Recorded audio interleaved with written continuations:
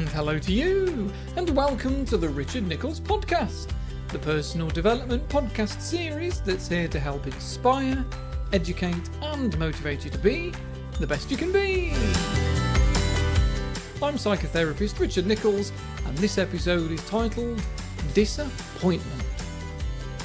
And if you're ready, we'll start the show.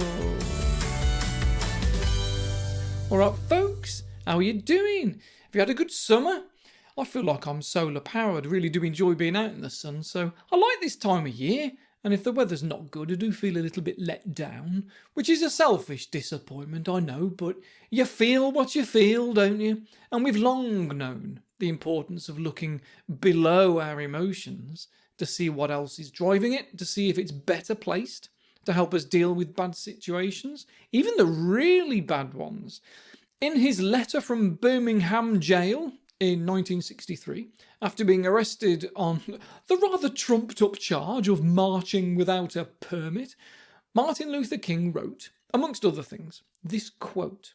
He said, "There can be no deep disappointment where there is not deep love." In other words, if you feel disappointed, it's only because you care about something.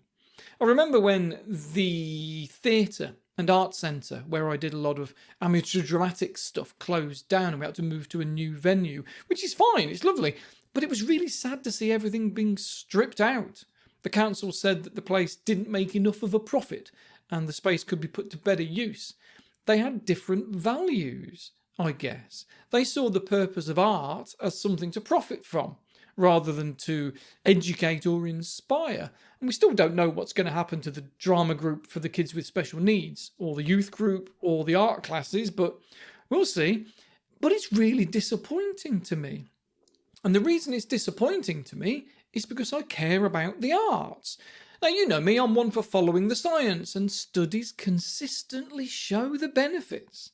So not just the emotional and intellectual side of what it is to be human, but actually even the long-term health benefits, even the economy benefits in the long run if we promote art, music and anything creative. And I know from the outside people could easily think that it's a waste of time because, well, we need houses or plumbers. You can't build a house or work as a plumber with an interest in arts and crafts. Well, yeah, you can. How else does an architect practice their spatial awareness skills and so on? The same for plumbers. I'm disappointed because I care about the future of the town. If you're disappointed in something big, maybe, what's a biggie? That the UK left the EU, then it's because you care about sharing resources and preventing wars and working and studying in different countries. If you're disappointed that a friend let you down with something, then it's because you care about your friendship. But just because we're disappointed, it doesn't mean that you can stop caring. Disappointment is not a dead end. It doesn't mean you have to give up on the thing that you care about. I think that because of this, the benefits of being passionate about something, caring about something, maybe even being the optimist who expects everything to go well all the time, the benefits of that far outweigh the pain of sometimes being disappointed. Even though disappointment can be painful, it's still better than apathy, indifference, and numbness. When you're disappointed, it might be easier to accept what has happened if you can say to yourself, this is because I care, and I'm glad I do. What we don't want is to think, my problem is that I care too much, I should stop caring. No, please don't stop caring. Keep your fire, your enthusiasm, your desires, your wishes, your hopes, your dreams. It's good to care. I think disappointment is a lot like grief and bereavement. It's just that we're grieving for a reality that doesn't exist. And so it's hard to let it go because it's only in our head anyway. Often like stuck grief is. Stuck grief is when the emotional processes of our brain, our unconscious, can't accept the new reality we're in. When disappointed, the reality we're in doesn't match our previous expectations. And our brain doesn't like that. We like our expectations to be met. It makes us anxious when it's not. It's like taking the same route to work every day and then One day you're suddenly on a diversion because there's a road closed. You might still get to work at the same time as usual, pretty much, but the morning doesn't quite feel the same at first. Like you got out of bed the wrong side. Everything just feels a bit weird. And this is at an unconscious level. A bit like how my wife gets anxious if I've dusted and I've put an ornament back slightly in the wrong place. It just doesn't look right to her unconscious mind. Something's not quite right. Now, in extreme cases, that's OCD or obsessive compulsive personality disorder, when the anxiety that something isn't quite right is so great that you feel the need to try and control the external world so that you can satisfy it. Spoiler! You can't. In fact, in trying to, it perpetuates the idea that you need to, which then makes you try to take even more control, which still doesn't work in the long term, and it just gets worse and worse and worse. We need to accept our reality, because without the acceptance of it, we can often bury our emotions or try and drown them out with something that's unhealthy. Being dumped, for example, that's a big disappointment to most people, especially if their expectations were that the relationship was only going to get better with time.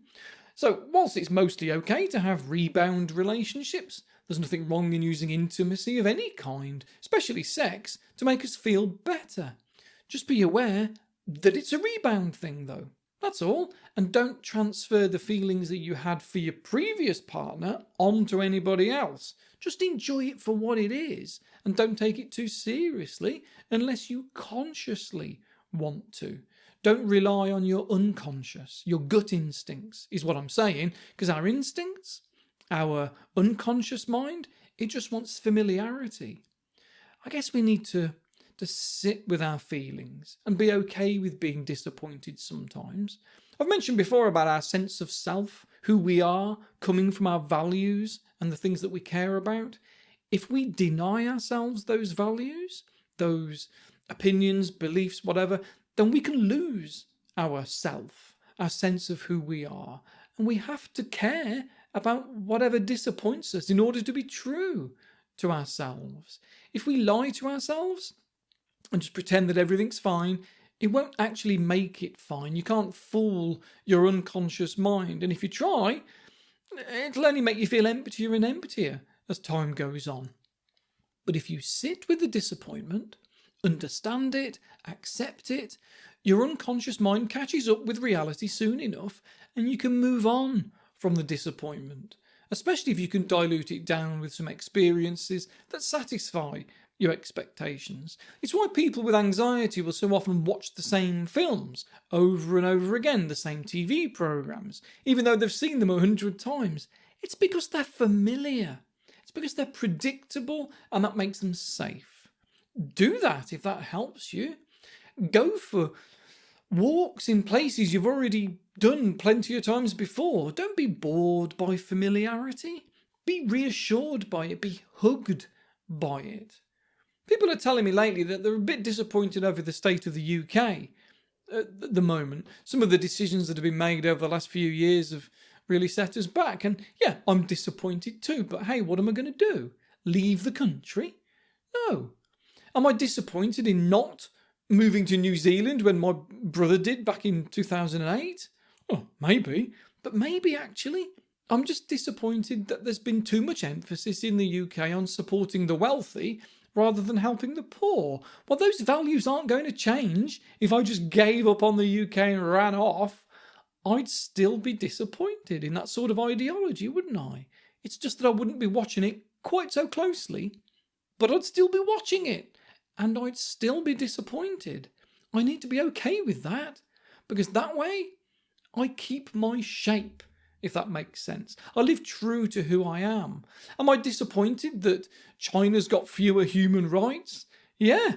I'm disappointed that a country exists where they don't have freedom of religious expression. I'm disappointed that they use what is kind of in truth slave labour to keep production costs down. But there's not much I can do about it. I'm close to helpless to change that, and I need to accept that. But in keeping my values, I need to be okay with that disappointment. Letting go of the disappointment would stop me from being who I am. So I embrace the the sadness, and I do something better with it. Give it some direction, because it's there for a reason. My brain wants me to take action. Now, I get that there are some things we can't do anything about. We can't rewind time and not be taken advantage of. We can't rewrite history any more than change the ending to Game of Thrones or the Umbrella Academy. Two apparently quite disappointing things, according to most people. But what we're attached to is the desire, not the end result, not the goal itself. We're not attached to the TV show that was cancelled, but the entertainment that it gives us. And even then, it can be a tribal thing, a fan thing that we're attached to, a sense of belonging in a tribe that all have one thing in common, their love for a particular TV program. It might be the sense of belonging that's the desire, and the TV program was just a means to it.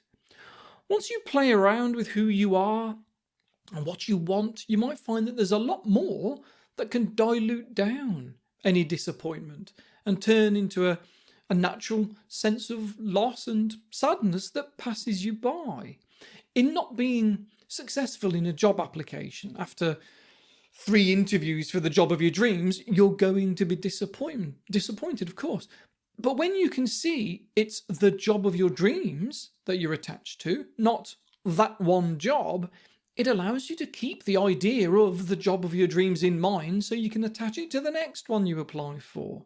Because it might be that what you're actually desiring is a reason to go to work every day, a sense of accomplishment and purpose, or of value and significance. You might even find that those things have nothing to do with your career anyway.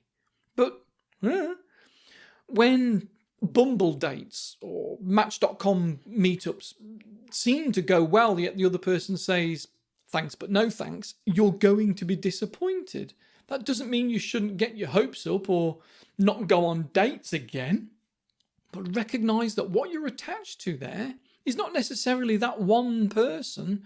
What you were attached to is the idea of a loving relationship. Well, you can keep that idea, that hope, be attached to that, just not to the person. Because if they're not that into you anyway, they're not going to be that loving, and you won't get your actual hopes met anyway. But like I say, don't write off dating. In fact, we should take more and more opportunities for things that help us to achieve our goals. Research has shown that we feel more disappointed over the things we haven't done than we do over the things that we have. There's quite a famous study from the mid-90s called The Experience of Regret. What, when, and why. That's what it was called, which showed that doing things that ultimately go wrong makes us regret trying them in the short term, but not doing things at all makes us regretful in the long term. We regret our actions only temporarily, but our inactions permanently. So we need to take more chances, go on more dates, apply for more jobs, and be true to what it is that you actually want in life, so you can hold your shape. I've used that phrase a few times. I hope you know what I mean by the idea of keeping your shape. I want you to be an authentic you, the real you who lives by your wants and needs and not become a different shape to minimise disappointment or anxiety. A fear of regret holds a lot of people back from taking action. It really does. I think because we don't know how to handle regrets. We find it so hard to let go of the if-onlys.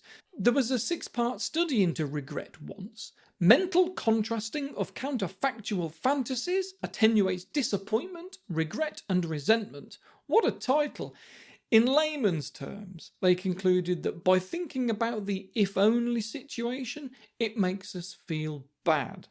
If only I got accepted into the university. If only I'd said I loved them one last time before they died. That sort of thing. You ask people to think about their regrets and if-only situations for a while and measure their feelings of disappointment. Not surprisingly, it makes them feel worse. But in half of the participants, they also asked them to think about the obstacle itself that prevented it from happening. Like lack of money, or it's too late, or you can't undo death, and to go into as much detail as they can about that. They even had parents of children that had died through cot death, asking them to spend some time thinking about the what ifs. If only I'd woken the baby up, it might not have happened. That sort of thing. I'm sure they knew what they were getting into when they signed up to take part in the study, but flipping heck. The other things were more simpler things like, if only I had married that girl, or if I had not left school, or if only that accident hadn't happened, which is a bit lighter. But even on the really significant stuff, what the researchers found is that, not surprisingly, only concentrating on the what ifs makes us feel worse. But if we also spend some time on the reality of what has happened, by spending some time simply saying to ourselves, it is what it is, and I can't turn back time, especially journaling about it, because these participants were all asked to sit and write, you see. It showed across all the studies that focusing on our reality improves your mood. If you boil it down, it's simply acceptance. But it also shows us something we already know from so many studies over decades, that emotions like disappointment and regret are thought-based. A sadness that comes from our thoughts rather than from a background unconscious emotion that comes from personality. And although we might not realise it, because it's so easy to dwell and indulge in fantasies, we do have more control over our thoughts than we might think. We just need to push them in the right direction and away from the what-ifs and if-onlys.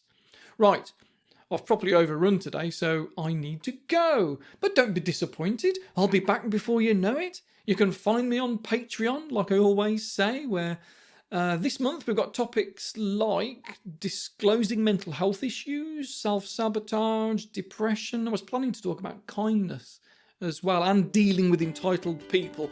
I'll see how many I can squeeze into a month, because I think September is a 5-Monday month. Anyway, time to go. Look me up on Patreon if you like, and I will speak to you there. Bye for now, folks.